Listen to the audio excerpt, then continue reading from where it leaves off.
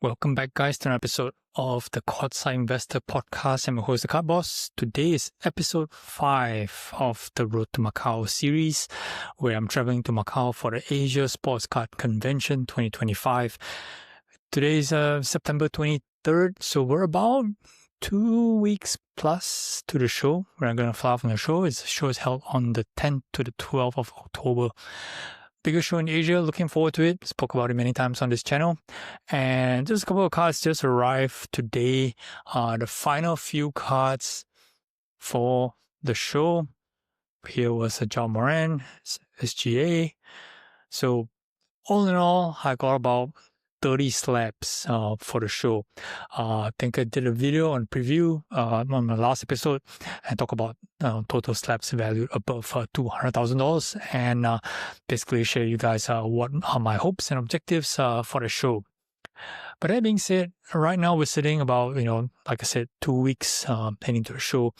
And as per the title of this video, I feel a bit stuck at the moment. And came to me today that I just realized, or in fact, maybe I just learned a quite important lesson in preparing for this show. And I realized, watching a bunch of content that's on YouTube, King of Cards, Rolf Sports Cards, even a couple others as well.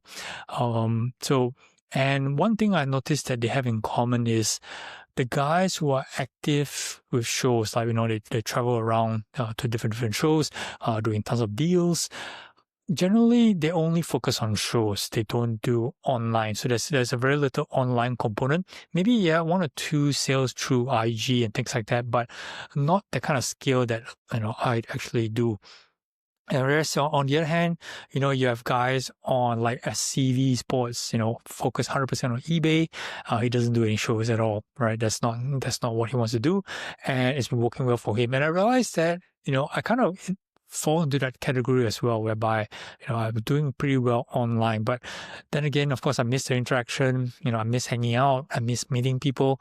And of course, it's for the benefit of this particular podcast as well, for me to go out and meet the different collectors around Asia. Maybe I can get some of them to join this podcast to have a bit of insight on their hobby history.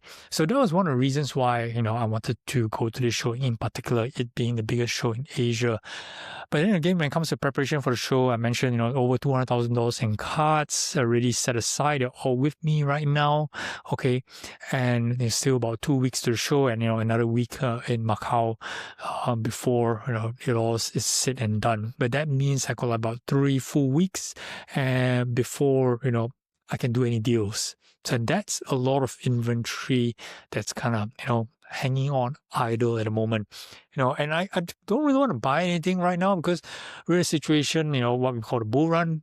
Card prices are a lot of them on all-time highs. Just a bit worried on paying the peak of the market because it's just not advisable to buy the prices at this point with the intention to resell to try and make the 10 or 12% margin. It is doable. Sometimes you can get lucky. A couple of cards I recently picked up a PMG 1997 Lorenzen Wright PSA 6, right? Not a big name at all. No wonder managed to get a good price. Highest grade PSA 6. There's no PSA 7. I think it's a Pop 2. I managed to buy it for like just above $2,000. Whereby I think the comp's about $2,500 for PSA 5. So definitely, I think I did pretty all right on that one. Can make a couple $100. No worries on that.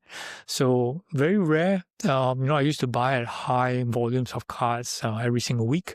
Right now, it's becoming like a handful in 1 week, and I think for the next couple of weeks, it's going to be even less, given that the amount of activity that I plan to put in. Given I have so much inventory that's currently tied up at the present moment. But of course, there is the Golden Elite that's ending this weekend, and then there is Phoenix Collect Premier as well. There's a couple of cards I am interested in, and they're not cheap cards. We're talking about in excess of $50,000 each. I'm not going to mention what cards are they yet. And if they go high to the point that I'm still going to pay, I may actually have to consider sending back some of these cards back to the US to kind of like finance the deal. Now, I'm not too keen on putting more new money into the hobby at the moment, given how strong the prices are right now. Everything's all-time high. It is a good thing that we get to see lots and lots of cards as popping out to the market. That those are ones that we seldom see. But if you're buying to flip, it's get a bit challenging, especially from the online point of view. Shows maybe still all right. It can still stand face to face, do a negotiation. Sometimes people are just willing to pay just right on comps are just a little bit more, given to the fact that you get to keep the card immediately and then take it right home. But this show, preparing for this show, I had a lot of expectations going to this show, and I had a lot of anticipation as well. I was super excited, having all these cards physically in my hand, for the longest time. I haven't really touched physical cards for almost a year, since the last Hong Kong show in December. So right now, having all these cards, excited to see all of them rather than in the digital format. But then again, right, looking at where I am at the moment, the business is definitely going to be affected right now to lead to the show. But of course, who knows, right? The shows I can do pretty well. I can move a lot of cards, get the cards I'm looking for, or sell for those prices. All this discussion is for naught. But I have this funny feeling that by the time I come to the show, even I'm going to price in a certain way, thinking I'm going to move at those kind of prices at the show, and realize that perhaps I can't do it. And, in the end, I'm going to send it to all, which slightly will sell at a profit. I got them at good prices, okay, that I can make some margins on it. Not every single card, as always, there's always plus and minuses, but it's all about making more plus than minuses. So, but that would mean that I've kind of like wasted almost 6 to 7 weeks of timing, because it took about a month for most of the cards to come back, and I'm here sitting waiting for about 3 more weeks before the show itself. And of course, all has to take back all the stuff back with them. It'll take at least a week for the curation process before the cards will get listed, and then it gets listed for 2 weeks. So that's another like 10 weeks from start to finish, that all the same batch of cards, where in most circumstances, my business would have turned the cards two-folds, all right? So if you're talking about, let's say, maybe not the whole 200K, but let's say about 100K, and make about 7% on each turn, probably be about, plus 10K, 10 to 12K profit within that 10-week span. So that's a lot that I'm banking on this show that I'm hoping to achieve. I'm just telling myself that, the networking side for the purpose of this podcast is something that is invaluable, that I get to meet people rather than trying to hit them up on IG. Trying to convince, Asians are generally very shy in general. So it's quite hard for them, for me to actually text them and say, hey, come on to the podcast. It's not so easy.